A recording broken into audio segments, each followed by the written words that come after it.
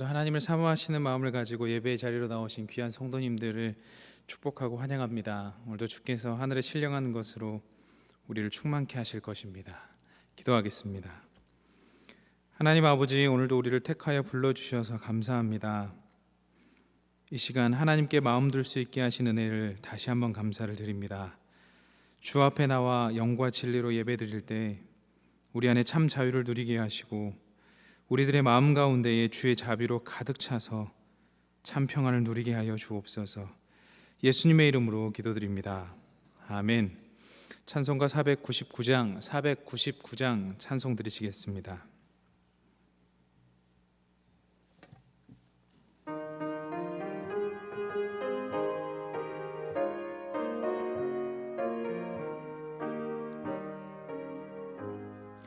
흑암에 사는 백성들을 보라. 수많은 심령 멸망하겠네.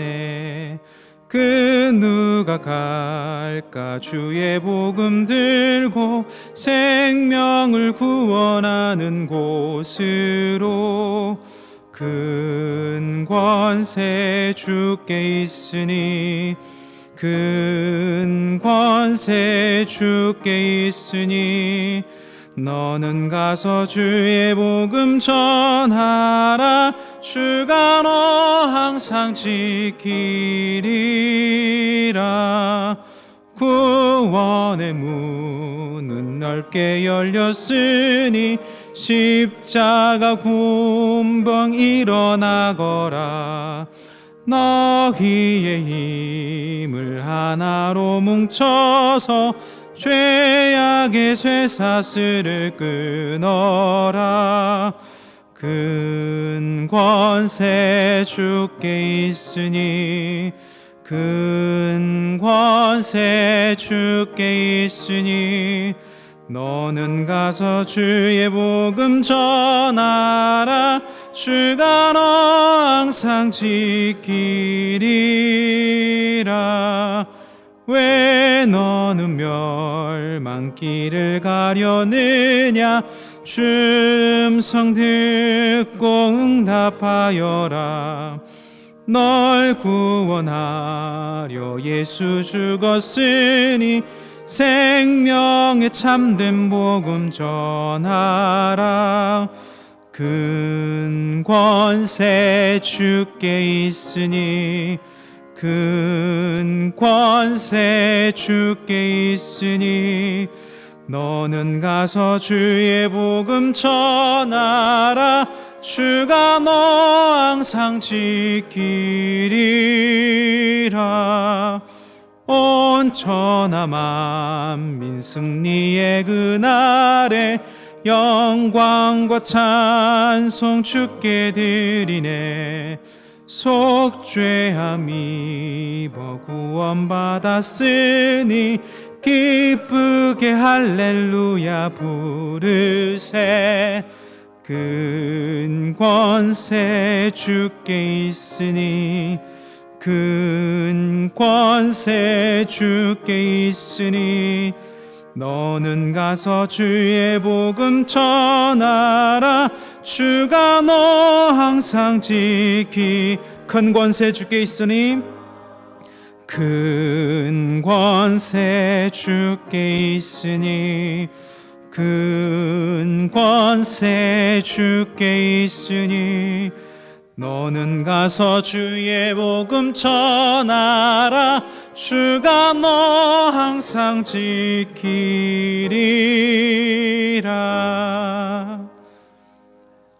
찬송가 413장 찬양하시겠습니다.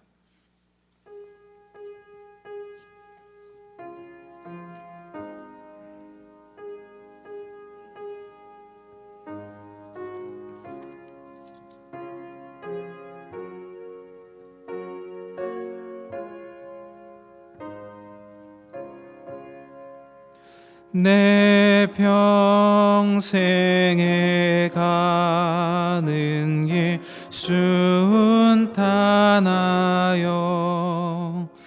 늘 잔잔한 강 같든지 큰 풍파로 무섭고 어렵든지 나의 영혼은 늘 편하다. 내 영혼 평안해. 내 영혼 평안해. 저막 위는 우리를 삼키려고 입 벌리고 달려와도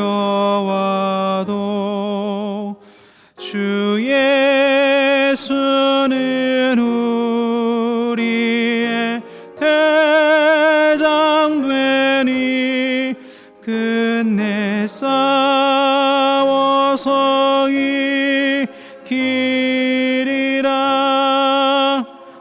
내 영혼 평안해. 내 영혼 평안해.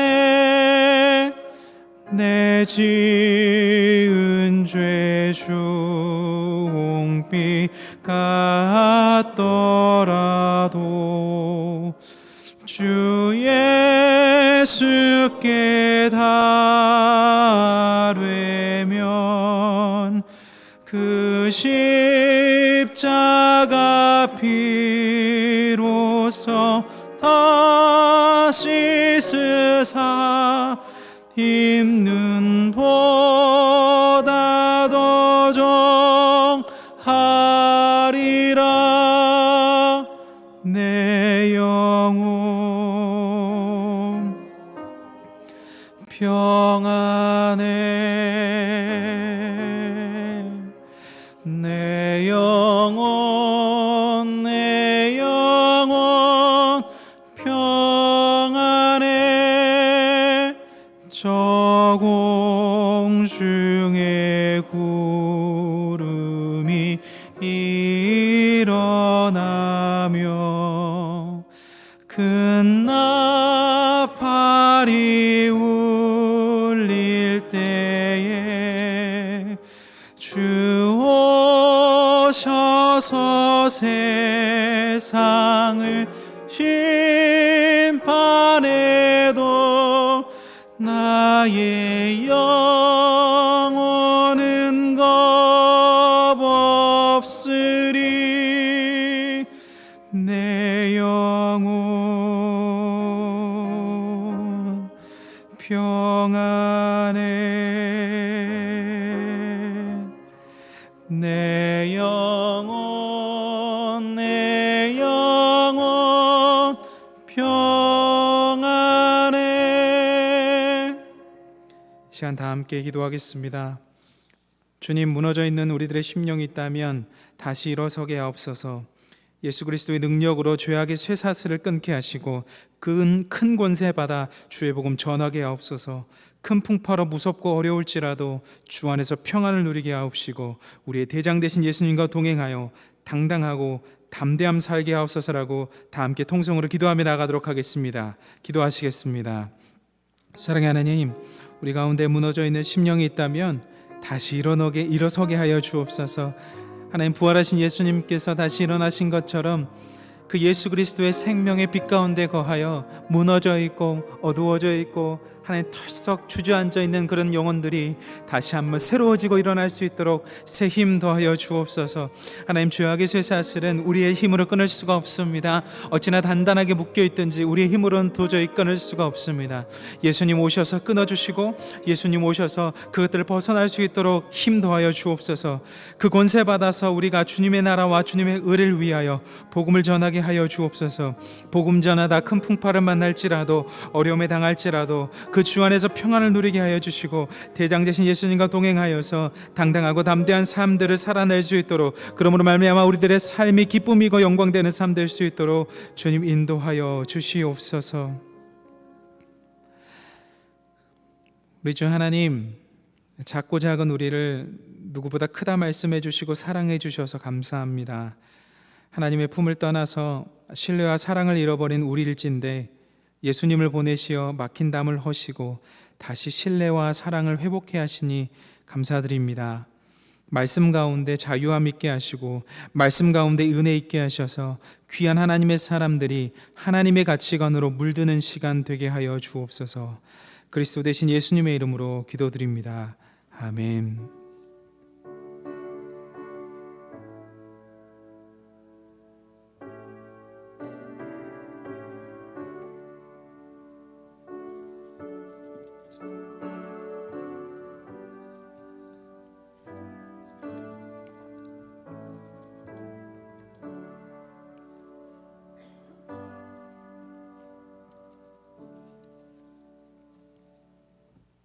하나님께서 오늘 우리들에게 허락하신 말씀은 여호수아 2장 1절로부터 14절까지의 말씀입니다. 여호수아 2장 1절로부터 14절까지의 말씀입니다. 제가 가지고 있는 성경책으로는 구약 성경 321면에 기록되어 있습니다. 여호수아 2장 1절로부터 14절의 말씀입니다. 저 한 절 여러분 한 절 교독하신 후에 마지막 절은 합독하겠습니다. 눈의 아들 여호수아가 시딤에서 두 사람을 정탐꾼으로 보내며 이르되 가서 그 땅과 여리고를 엿보라 하매 그들이 가서 라합이라 하는 기생의 집에 들어가 거기서 유숙하더니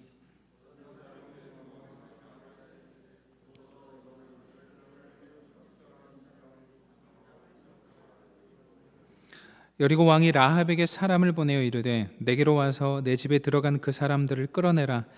그들은 이 온 땅을 정탐하러 왔느니라.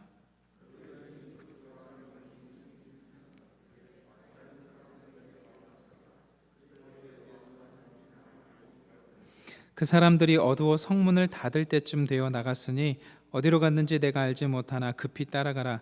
그리하면 그들을 따라잡으리라 하였으나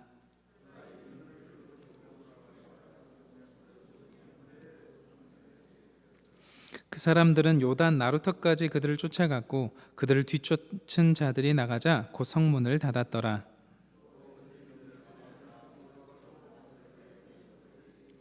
말하되 여호와께서 이 땅을 너에게 주신 줄을 내가 아노라. 우리가 너희를 심히 두려워하고 이 땅 주민들이 다 너희 앞에서 간담이 녹나니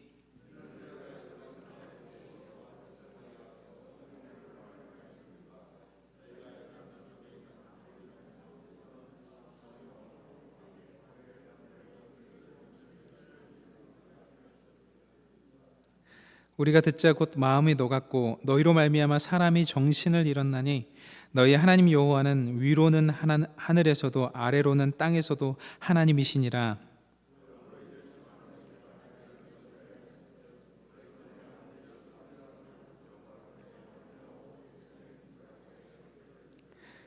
그리고 나의 부모와 나의 남녀 형제와 그들에게 속한 모든 사람을 살려주어 우리 목숨을 죽음에서 건져내라. 함께 읽겠습니다. 그 사람들이 그에게 이르되 내가 우리의 이 일을 누설하지 아니하면 우리의 목숨으로 너를 대신할 것이요 여호와께서 우리에게 이 땅을 주실 때에는 인자하고 진실하게 너를 대우하리라. 아멘. 오늘도 이곳에 있는 모든 성도님들과 웹상으로 함께 하시는 귀한 성도님들 가운데 하나님으로부터 나오는 은혜와 평강이 있기를 간절히 소망합니다.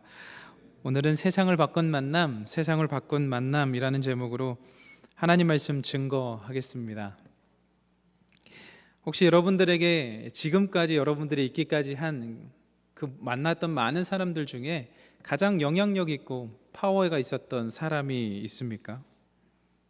여러분이 만났던 사람들 중에 자기 자신에게 가장 큰 영향력을 줬던, 가장 큰 힘을 느끼게 했던 그런 사람이 있습니까?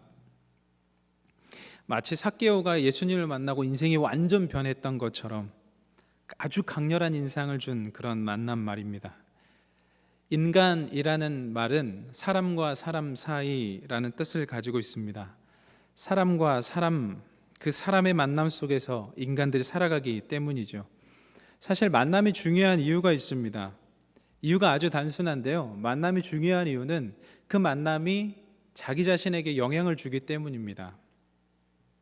우리는 그 만남을 통해서 영향을 받는데요, 그 한계를 벗어날 수 없습니다. 이 만남은 좀 피하고 싶은 만남이 부정적이게 될 것 같은 그 만남, 나 이제는 부정적인 영향을 받지 않을 거야 라고 아무리 다짐하고 가도 그 부정적인 영향 받습니다. 긍정적인 사람이 옆에 있으면 똑같이 그 긍정적인 영향을 받는 게 우리 인간입니다. 사람과 사람 사이, 우리는 그런 한계를 가지고 살아갑니다. 누군가가 새로운 직장에 들어갔다, 누군가가 새로운 일터로 이직했다라는 소식을 들으면 가장 먼저 하는 기도가 있습니다. 그것은 그 직장이나 새로 이직한 그곳에서 좋은 사람들을 만나게 해달라는 기도입니다. 왜냐하면 앞서 말씀드린 것처럼 우리는 만남에 영향을 받기 때문입니다. 좋은 동료를 만나게 해달라고 기도합니다. 그런데 때론 좋은 동료가 채워지지 못한 부분도 있습니다. 그때는 좋은 스승을 만나게 해달라고 기도합니다. 좋은 스승을 만나면 좋은 스승이 굉장히 좋은 길을 안내해 주기 때문입니다. 저는 오늘 말씀을 통해서 세상을 바꾼 만남이 어떻게 이루어졌는지를 살펴보고, 그 만남이 우리에게 오려면 우리는 어떤 태도와 어떤 자세로 살아가야 되는지를 말씀드리겠습니다. 오늘 우리가 함께 읽은 본문은 세 단락으로 구성되어 있습니다. 첫 번째 단락은 1절부터 7절까지의 단락인데요, 두 정탐꾼의 여리고 파견과 라합과의 만남입니다. 두 번째 단락은 8절부터 11절까지 라합이 고백하는 단락이고요, 세 번째 단락은 12절부터 14절까지 라합과 두 정탐꾼이 언약을 맺는 체결 단락입니다. 여러분, 여호수아는요 광야 40년 동안 죽지 않고 생존했습니다. 생존했기 때문에 다음이 있는 것이죠. 생존한 여호수아는 두 사람을 정탐꾼으로 보냅니다. 여기서 질문을 하나 드릴게요. 민수기 13장에 보면 12정탐꾼을 보내거든요. 그런데 여호수아는 왜 두 정탐꾼을 보냈을까요? 심지어 여호수아는 12정탐꾼 출신이거든요. 12정탐꾼 출신인 여호수아는 12정탐꾼을 보내지 않고 두 정탐꾼을 보냅니다. 왜 그랬을까요? 여호수아는 모세라는 위대한 사람 곁에서 배웠습니다. 그럼에도 불구하고 모세가 12정탐꾼을 보낸 것처럼 하지 않고 두 정탐꾼을 보냈습니다. 잠시 민수기 상황으로 가볼 텐데요, 하나님께서 모세에게 사람을 보내어 가나안 땅을 정탐하라고 명령하셨습니다. 정탐을 명령하신 분은 모세가 아니라 하나님이셨습니다. 그래서 이 모세가 임의로 12정탐꾼을 보낸 게 아닙니다. 하나님께서 명령하셨기 때문에 모세가 각 지파의 리더들 한 사람씩을 뽑아서 12명을 보낸 겁니다. 이 부분은 성경에 확실히 기록되어 있기 때문에 의심할 여지는 없습니다. 그래서요, 모세는 하나님의 명령을 따라서 12명의 지파를 뽑았고, 지파에서 12지파에서 대표 한 명씩 해서 12명을 뽑았습니다. 그때 여호수아도 그 사람 중에 한 명이었죠. 그리고 보냈습니다. 그 12정탐꾼이 정탐을 하고 돌아왔습니다. 그리고 보고를 하는데요, 모세 앞에 이런 보고서가 올라옵니다. 민수기 13장 25절부터 33절까지의 말씀인데요, 여러분이 아주 잘 아시는 그런 말씀입니다. 제가 읽겠습니다. 40일 동안 땅을 정탐하기를 마치고 돌아와 바란 광야 가데스에 이르러 모세와 아론과 이스라엘 자손의 온 회중에게 나와 그들에게 보고하고 그 땅의 과일을 보이고 모세에게 말하여 이르되, 당신이 우리를 보낸 땅에 간즉 과연 그 땅에 젖과 꿀이 흐르는데 이것은 그 땅의 과일이니이다. 그러나 그 땅 거주민은 강하고 성읍은 견고하고 심히 클 뿐 아니라 거기서 안악 자손을 보았으며 아말렉인은 남방 땅에 거주하고 헤딘과 여부스인과 아모리인은 산지에 거주하고 가나안인은 해변과 요단가에 거주하더이다. 갈렙이 모세 앞에서 백성을 조용하게 하고 이르되 우리가 곧 올라가서 그 땅을 취하자 능히 이기리라 하나 그와 함께 올라갔던 사람들은 이르되 우리는 능히 올라가서 그 백성을 치지 못하리라. 그들은 우리보다 강하니라 하고 이스라엘 자손 앞에서 그 정탐한 땅을 악평하여 이르되 우리가 두루다니며 정탐한 땅은 그 거주민을 삼키는 땅이요 거기서 본 모든 백성은 신장이 장대한 자들이며 거기서 네피림 후손인 아낙 자손의 거인들을 보았나니 우리는 스스로 보기에도 메뚜기 같으니 그들이 보기에도 그와 같았을 것이니라. 이 보고서를 간단하게 5문장으로 요약하면 이겁니다. 맞습니다. 그것은 가나안 땅이고 젖과 꿀이 흐릅니다. 제가 가져온 과일을 보십시오. 아주 질이 좋습니다. 그런데 거기 거주민은 강합니다. 성읍도 힘이 크고 견고합니다. 그들과 우리를 비교해 보니까 우리는 메뚜기와 같이 초라합니다. 그들은 우리보다 강합니다. 이게 보고서의 내용입니다. 40일 동안 정탐했거든요. 그리고 나서 이 보고서를 올린 거예요. 맞습니다. 젖과 꿀이 흐릅니다. 과일도 크고 질이 좋습니다. 그런데 거주민은 강하고 성읍도 크고 견고하고요. 우리는 메뚜기 같습니다. 결국 우리는 그들을 이기지 못합니다. 그리고 악평을 했다고 성경에 기록되어 있습니다. 악평이요. 12지파의 대표들이 악평을 시작하자 이스라엘 전체가 흔들리기 시작합니다. 이스라엘 전체 지도자인 모세를 욕하고 아론을 원망하기 시작합니다. 그리고 신기한 건요, 서로 불평하기 시작합니다. 어차피 죽을 목숨 애굽에서 죽었으면 좋았을 텐데라고 하면서요, 부정적인 대화들을 암세포처럼 퍼뜨립니다. 여기서 우리가 깨달을 수 있는 교훈이 하나 있는데요, 안 좋은 소문은 리더를 원망하는 마음을 만들어내고 부정적인 대화를 퍼뜨린다라는 것입니다. 여러분, 신천지의 전략 중에 하나가 이겁니다. 교회를 거짓말로 속여서 성도로 등록하죠. 그리고 교회를 비난하고 담임 목사님을 비난합니다. 안 좋은 소문을 냅니다. 그러면 흔들리거든요. 그리고 나서 교회를 분열시키죠. 친구들을 데려옵니다. 그리고 교회를 장악합니다. 그 교회를 통째로 신천지화시킵니다. 이것이 신천지가 가지고 있는 산 옮기기 전략입니다. 여러분, 그래서 우리는 교회에 대해서 늘 부정적으로 이야기하는 사람들을 경계해야 합니다. 그 사람들을 잘 관찰해야 합니다. 다시 성경으로 돌아와서요, 12정탐꾼의 부정적 보고를 보고 원망과 불평을 들은 여호수아와 갈렙이 멋있게 등장해서 이런 말을 되받아칩니다. 민수기 13장 6절부터 9절까지의 말씀입니다. 민수기 14장 6절부터 9절까지의 말씀을 우리가 한 목소리로 읽었으면 좋겠습니다. 시작. 그 땅을 정탐한 자 중 눈의 아들 여호수아와 여분네의 아들 갈렙이 자기들의 옷을 찢고 이스라엘 자손의 온 회중에게 말하여 이르되 우리가 두루다니며 정탐한 땅은 심히 아름다운 땅이라. 여호와께서 우리를 기뻐하시면 우리를 그 땅으로 인도하여 들이시고 그 땅을 우리에게 주시리라. 이는 과연 젖과 꿀이 흐르는 땅이니라. 다만 여호와를 거역하지는 말라. 또 그 땅 백성을 두려워하지 말라. 그들은 우리의 먹이라. 그들의 보호자는 그들에게서 떠났고 여호와는 우리와 함께 하시느니라. 그들을 두려워하지 말라 하나. 아멘. 정탐꾼 생각이 12명 중에 10대 2로 갈렸습니다. 10명의 정탐꾼은 그 주민이 강하다, 그 성도 강하다, 우리는 메뚜기 같다, 그래서 도저히 이길 수 없다의 관점이었고요. 2명의 정탐꾼은 그래 맞다, 너희들 말처럼 그 땅은 아름답다, 그런데 그들이 우리의 먹이다, 그들은 우리의 밥이다, 보호자 되신 하나님께서 우리와 함께 하시니 두려워 없다의 관점입니다. 여러분, 그 12명은 같은 땅을 보고 왔나요? 다른 땅을 보고 왔나요? 그 12명은 같은 땅을 보고 왔습니다. 그럼에도 불구하고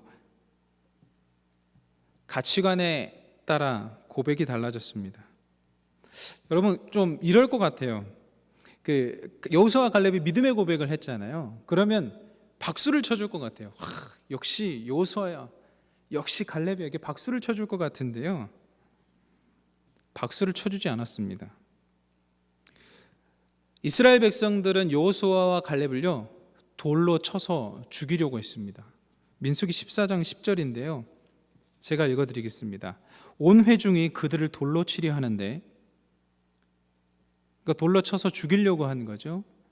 그때 여호와의 영광이 회막에서 이스라엘 모든 자손에게 나타나시니라. 아멘. 옳은 말 하면 칭찬받을 것 같잖아요. 믿음의 가치관을 가지면 칭찬받을 것 같잖아요. 그렇지 않습니다. 여호수아와 갈렙을 그 10명의 리더들은 돌을 들어서 쳐 죽이려고 했습니다. 성경에 기록된 말씀입니다. 예전 사람들이나 지금 사람들이나 변하지 않는 게 하나 있는데요. 그것이 무엇이냐면요, 사람들은 비관주의를 낙관주의보다 더 합리적이라고 생각합니다. 비관주의는 지성을 사로잡고 더 많은 관심을 받습니다. 반면에 낙관주의는요, 종종 리스크를 의식하지 못하는 사람처럼 여겨집니다. 낙관주의를 정의하자면 막 모든 것이 잘 될 거야 라는 것이 낙관주의가 아니라, 그건 아니란 태도고요. 제가 말씀드리는 낙관주의는 중간에 조금 차질이 있더라도 좋은 결과가 나올 확률이 크다라는 믿음을 가진 것이라고 설명드리고 싶습니다. 여러분, 비관주의자는요 지적인 매력을 풍깁니다.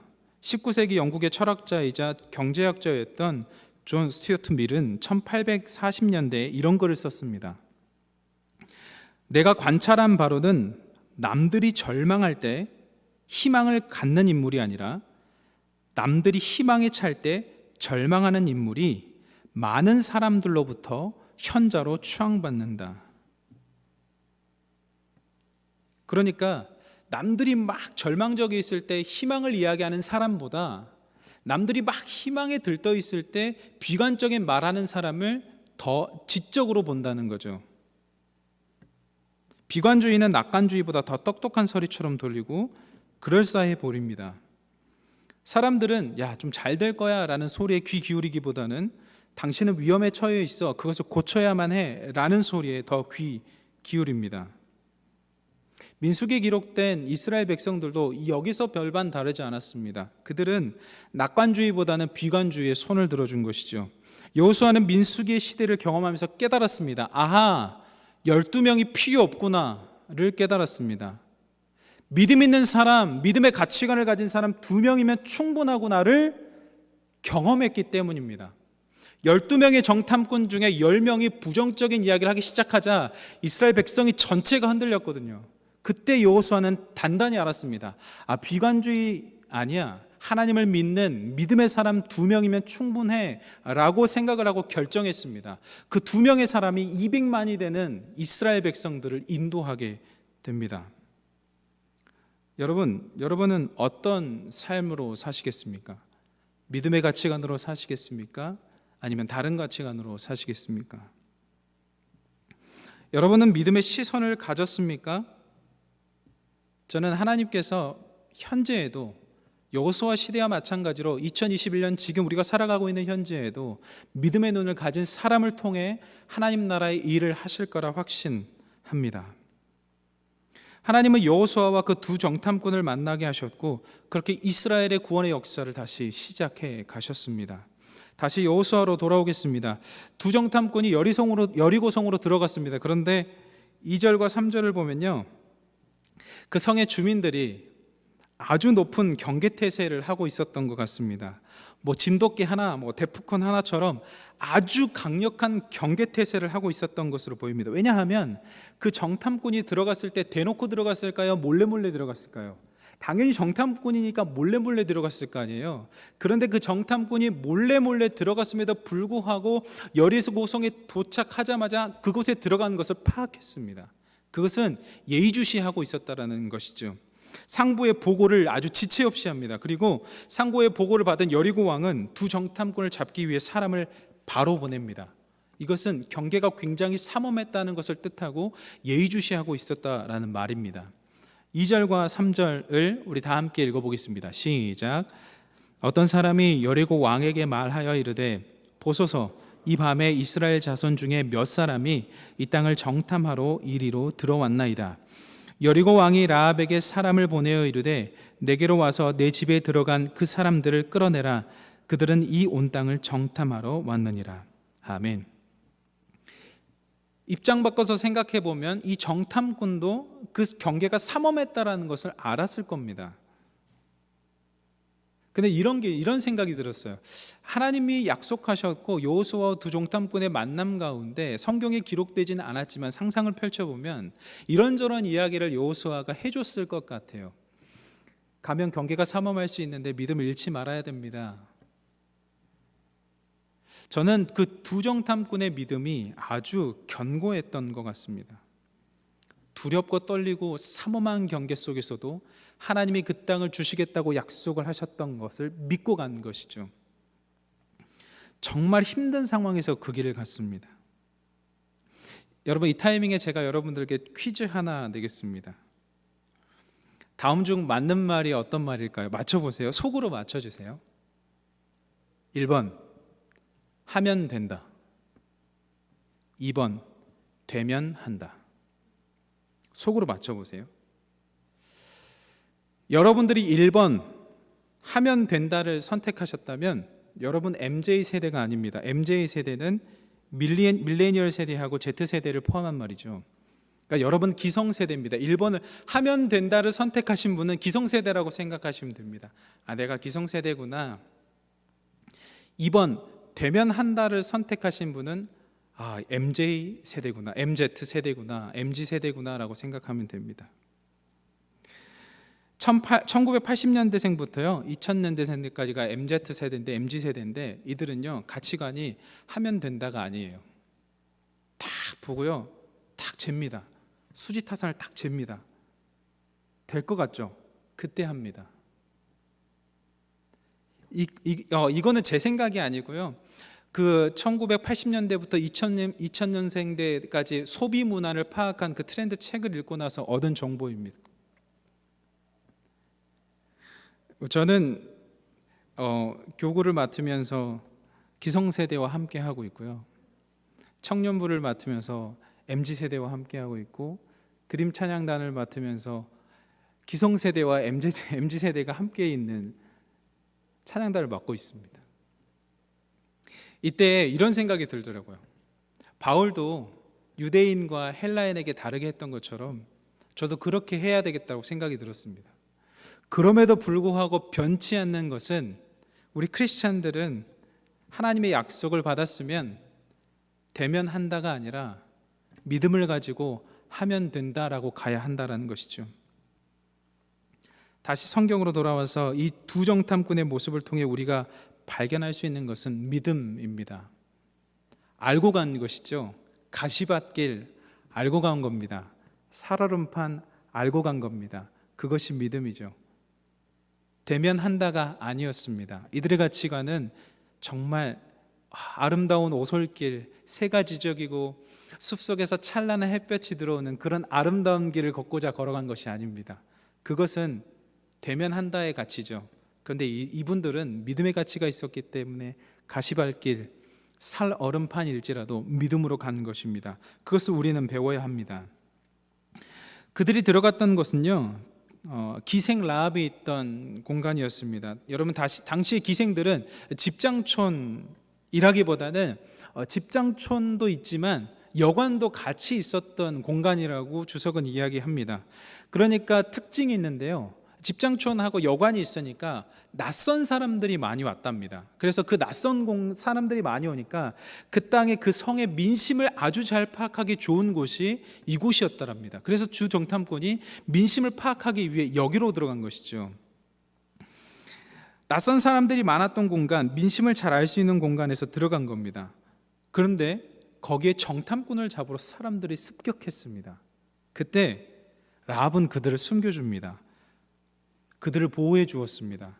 그때 그 두 정탐꾼은 라합이라는 사람이 도대체 왜 이런 행동을 하는지 알 수 없었지만 그럼에도 불구하고 자신들의 상황이 너무 좋지 않았기 때문에 그 여인에게 그들의 목숨을 맡깁니다. 그 두 정탐꾼들은요 지붕에 있는 3대의 숨김을 당했습니다.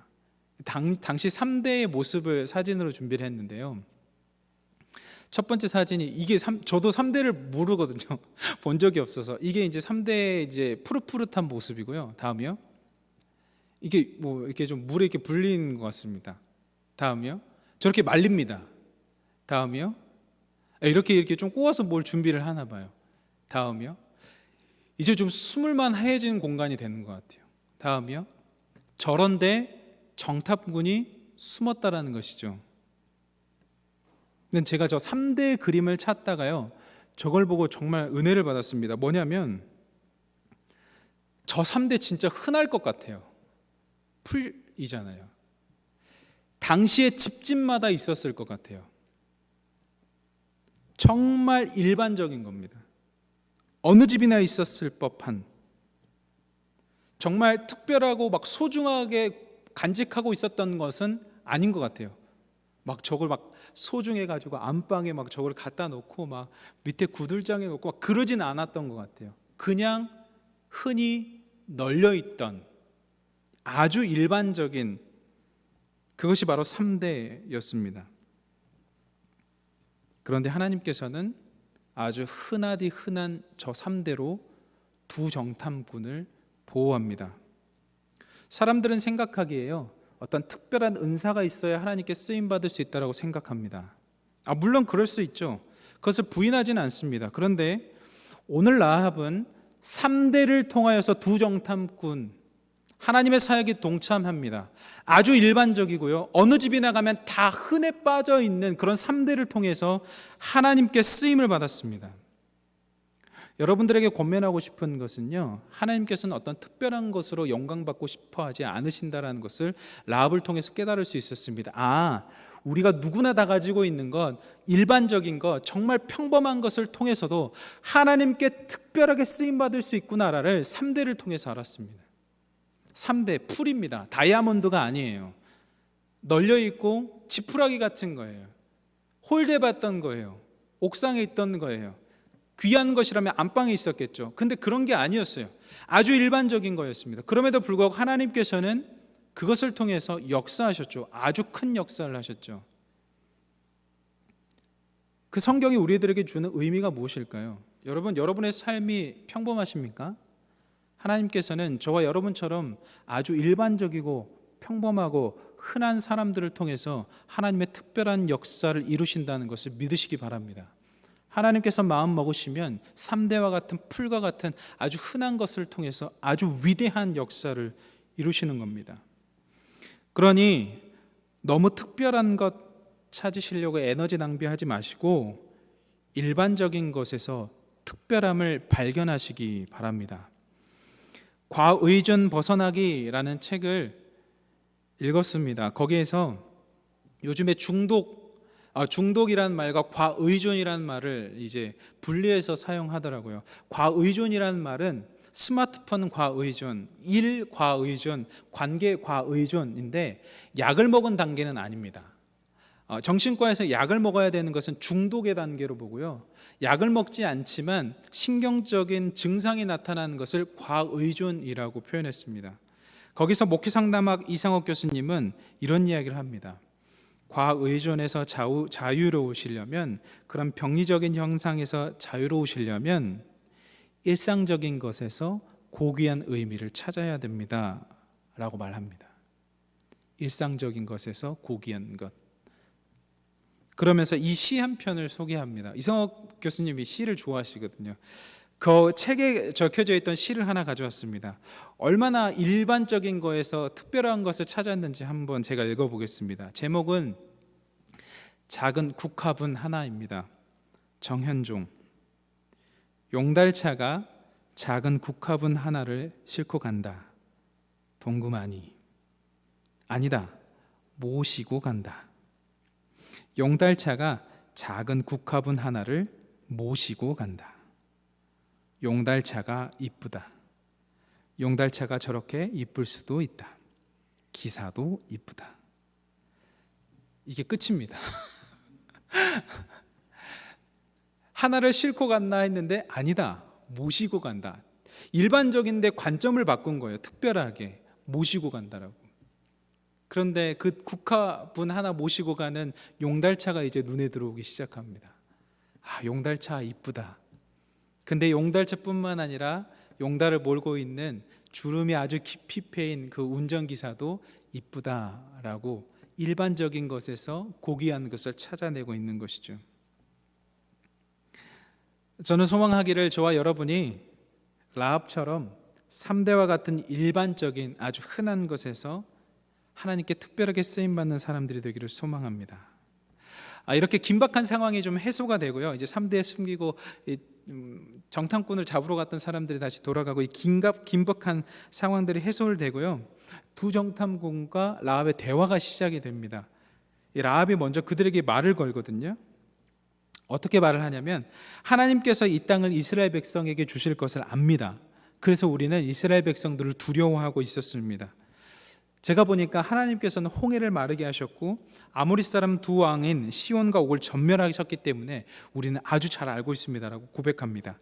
여호수아서 2장 9절로부터 11절까지의 말씀입니다. 우리 다 함께 읽어보겠습니다. 시작. 말하되 여호와께서 이 땅을 너에게 주신 줄을 내가 아노라.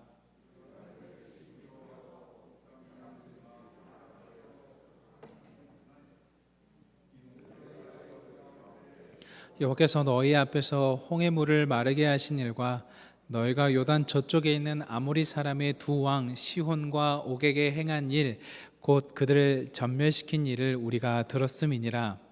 우리가 듣자 곧 마음이 녹았고 너희로 말미암아 사람이 정신을 잃었나니 너희의 하나님 여호와는 위로는 하늘에서도 아래로는 땅에서도 하나님이시니라. 아멘. 9절에서 주목하고 싶은 단어가 하나 있는데요. 그 단어는 주신 줄이라는 단어입니다. 그리고 두 번째는 아노라라는 단어인데요. 주신 줄 이런 거는 이미 받았다라는 거예요. 그러니까 이제 너희가 하나님께서 주실 걸 알아겠다 이게 아니라 미래를 이야기하는 것이 아니라 현재 하나님께서 너희들에게 줬다라는 것을 믿는다는 것이죠. 그리고 나서요. 이 라합이 고백하는 게 안다라고 고백합니다. 여기서 안다라는 말은요, 정말 그냥 지식적으로 그냥 오감을 통해서 지식적으로 안다라는 것이 아니라 인격적인 관계로 안다라는 말입니다. 그러니까 부부 관계에 있어서 아주 친밀하게 모든 것을 알죠. 정신적인 것이든 육체적인 것이든 그때 안다라는 표현을 씁니다. 인격적인 만남을 한 것이죠. 이 고백을 통해서 유추해 볼 수 있는 것은 라합은 하나님과의 인격적인 만남을 했다라는 것을 알 수 있습니다. 이방인이고요. 자신의 몸을 팔아 생계를 유지했던 사람인데 하나님을 만났다. 하나님의 포용력은 어디까지일까요? 하나님의 용납은 도대체 어디까지 가능하신 걸까요? 저는 이 단락을 보면서 하나님이 정말 크신 분이다 라는 것을 깨닫게 되었습니다. 그 크신 하나님께서 라합도 품으셨는데 나를 품지 못하겠는가 라는 생각이 들 만큼 기쁜 성경 구절이었습니다.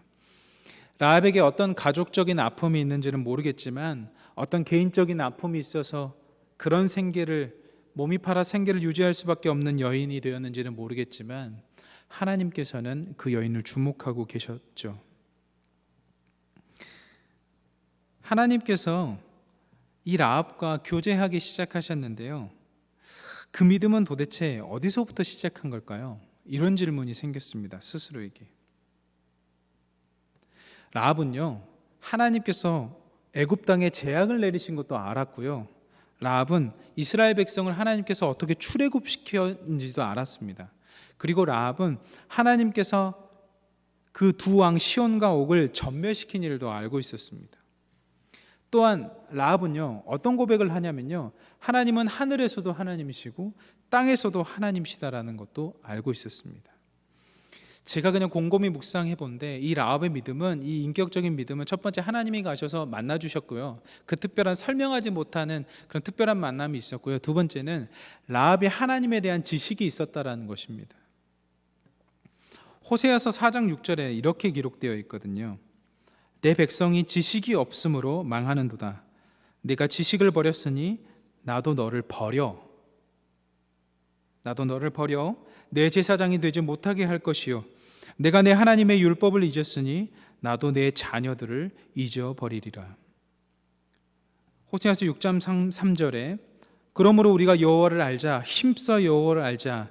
그의 나타나심은 새벽빛같이 어김없나니 비와 같이 땅을 적시는 늦은 비와 같이 우리에게 임하시리라 하니라. 아멘. 하나님께서 라합과 교제하실 때에 라합은 하나님과 인격적인 관계를 누렸고 하나님 알기를 힘썼던 것 같습니다.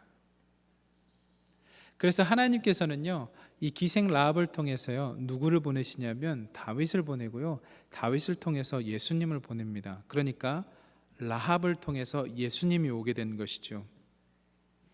하나님과의 인격적인 관계, 그 특별한 만남이 세상을 바꾼 만남이 되었습니다. 그렇게 라합은 하나님을 만났고, 그렇게 하나님을 힘써 알기 시작했고, 그 만남을 통해 대비하고 있었고요, 세상을 바꾼 만남이 그 두 정탐꾼을 통해 이어지게 된 것입니다. 여러분, 하나님의 은혜로요, 우리 귀한 희성교회의 성도 수가 점점 이 어려운 시국에도 많아지고 있습니다. 이 코로나 시대의 부흥은요, 굉장히 의미가 있습니다. 그러면서 동시에 이런 생각을 제가 하게 되었습니다. 라합처럼 하나님에 대해서 더 알아야 되겠다. 하나님께서 더욱 우리 교회를 부흥시켜 주시고 키워 주실 텐데 우리에게 하나님에 대한 지식이 없다면 우리는 얼마나 더 갈 수 있을까? 그것은 좀 위험할 수 있겠다. 모래 위에 지은 집처럼. 하나님에 대한 바른 지식을 쌓고 하나님께서 주시는 그 부흥의 때를 맞이하면 참 좋겠다라는 생각을 했습니다. 여러분, 하나님께서는요, 우리에게 많은 가르침의 자리를 허락하셨습니다. 주일 예배와 매일 새벽 기도의 시간에는 담임 목사님을 통하여서 빌립보서의 영적 양육을 하고 계시고요, 화요 성경 강좌를 통해서 모세오경과 성경 속의 심리학을 전하고 있습니다. 여러분들이 그 예배의 자리에서 하나님을 아는 지식들이 더 깊어지기를 소망합니다. 라합은 이 믿음의 고백으로요, 구원받았습니다. 라합만 구원받은 게 아니라 그의 온 가족이 구원을 받았습니다. 여러분, 하나님을 믿는 백성 한 명이 잘 구원받으면 그 가정이 살고 그 가게가 삽니다. 이것이 라합을 통해 받을 수 있는 우리의 은혜이죠. 사랑하는 귀한 성도 여러분, 라합은요, 그 고백을 히브리서에서 믿음이라고 고백합니다. 믿음이라고요. 히브리서 11장 1절은 믿음은 바라는 것들의 실상이요 보이지 않는 것들의 증거니라고 고백하는데요, 라합은 이스라엘 백성이 가나안 땅으로 오지도 않았지만 믿음으로 보고 선포했습니다. 두 정탐꾼만 왔거든요. 그런데 하나님께서 이미 너에게 주셨음을 아노라 라고 고백했거든요. 이거는 믿음의 고백입니다. 여러분, 현재에서 우리의 삶을 바라볼 때 이런 믿음의 고백이 있기를 간절히 소망합니다. 여러분, 믿음으로 어떤가를 바라는 것이 있습니까? 그런 묶여있던 것들이 풀려서 자유하기를 원하고요, 그 풀림으로 말미암아 억눌림들이 사라지기를 소망합니다. 삶이 어렵고 힘들지만 다시 한번 일어날 수 있는 힘이 예배 가운데 쏟아져 내리기를 소망합니다. 세상을 바꾼 만남은 첫째, 하나님과 라합의 만남이었고, 둘째, 두 정탐꾼과 라합과의 만남이었습니다. 이 생존, 이 만남이 있었기 때문에 라합이 생존할 수 있었고, 그 라합의 형을통을 따라 예수님이 오신 것이죠. 우리에게 적용해서 말씀드리면 세상을 바꾼 만남은 저와 여러분이 예수 그리스도를 만날 때 시작한 것입니다. 그리고 예수 그리스도를 만난 사람들과의 만남을 통해 이루어지는 것이죠. 그 만남은 여전히 지금도 이 시대에도 유효합니다. 귀하신 희성교회 성도 여러분, 부활하신 예수 그리스도의 빛을 따라 부활의 생명력을 가지고 하나님을 만나고 이웃을 만나고 많은 사람들을 만나 그 빛을 전할 수 있기를 소망합니다. 이 귀한 만남의 생명력으로 먼저 그의 나라와 의를 구하는 우리 모두가 되기를 간절히 소망합니다. 기도하실 텐데요, 이 시간에 이 기도 제목으로 함께 기도했으면 좋겠습니다. 하나님을 힘써 아는 삶이 되게 하옵소서. 말씀의 사모함을 가지고 새벽빛같이 찬란한 생명력을 경험하게 하옵소서. 혼란스러운 이 시대에 우리 교회를 사용하여 주옵소서. 부활의 기쁨과 소망이 소외된 이웃들에게 전달될 수 있도록 축복의 통로로 사용하여 주옵소서라고 이 두 가지 기도 제목 가지고 기도하며 나아가겠습니다. 기도하시겠습니다. 오 주님, 하나님을 힘써 하는 삶이 되게 하여 주옵소서. 말씀의 사모함을 가지고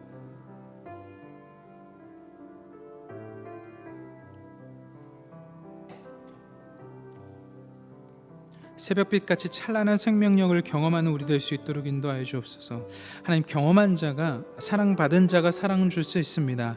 생명력을 경험한 사람이 생명력을 전달할 수 있습니다.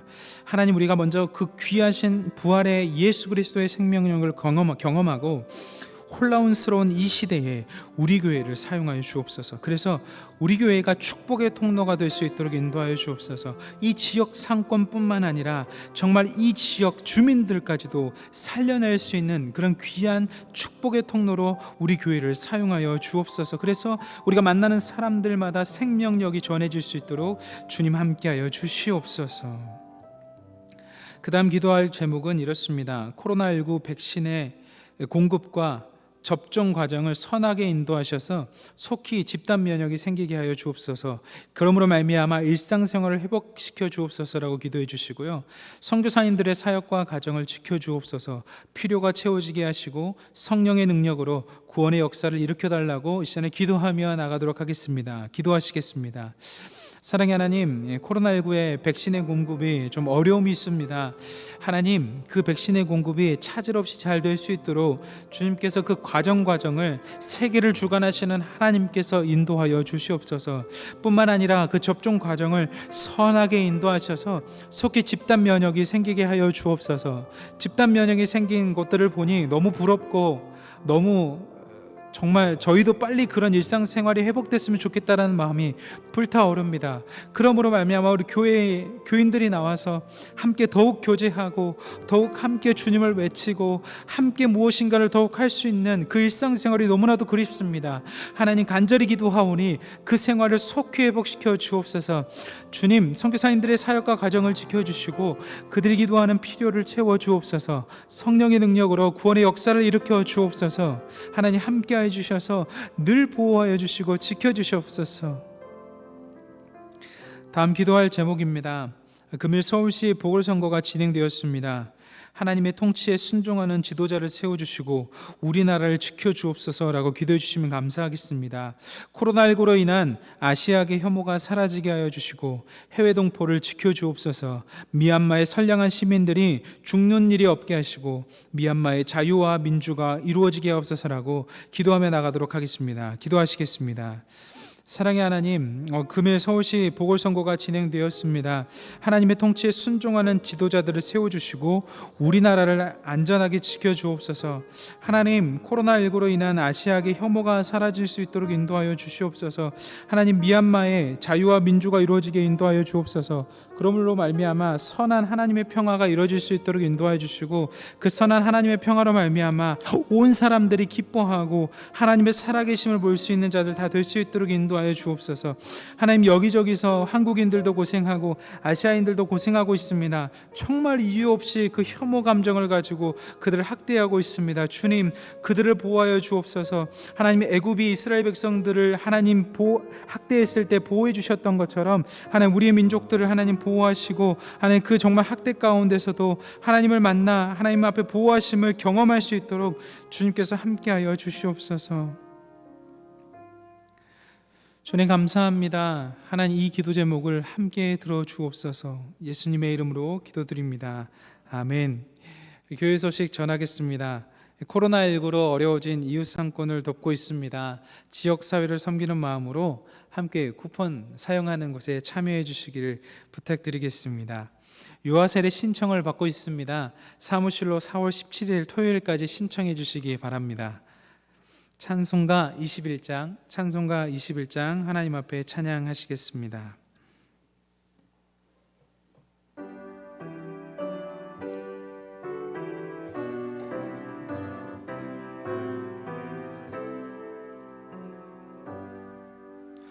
다 찬양하여라 전능왕 창조의 주께 내오나 주 찬양 평강과 구원의 주님 성도들아 주 앞에 이제 나와 즐겁게 찬양하여라.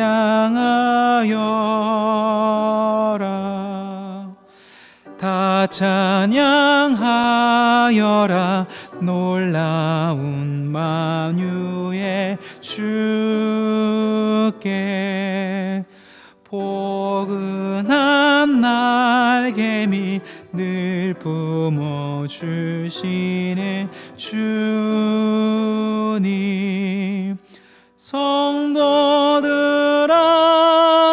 주님의 뜻 안에서 내 소원 다 이루리라. 다 찬양하여라. 온 몸과 마음을 바쳐.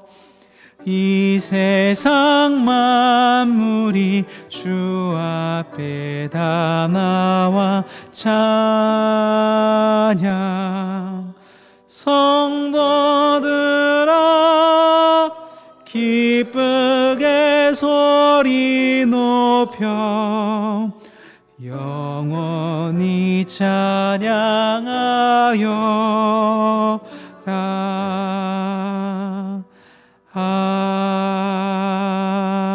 아멘. 주님께서 가르쳐 주신 기도 올리시겠습니다. 하늘에 계신 우리 아버지, 아버지의 이름을 거룩하게 하시며 아버지의 나라가 오게 하시며 아버지의 뜻이 하늘에서와 같이 땅에서도 이루어지게 하소서.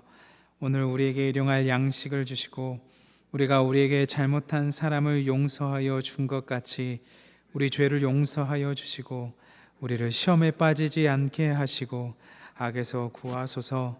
나라와 권능과 영광이 영원히 아버지의 것입니다. 아멘.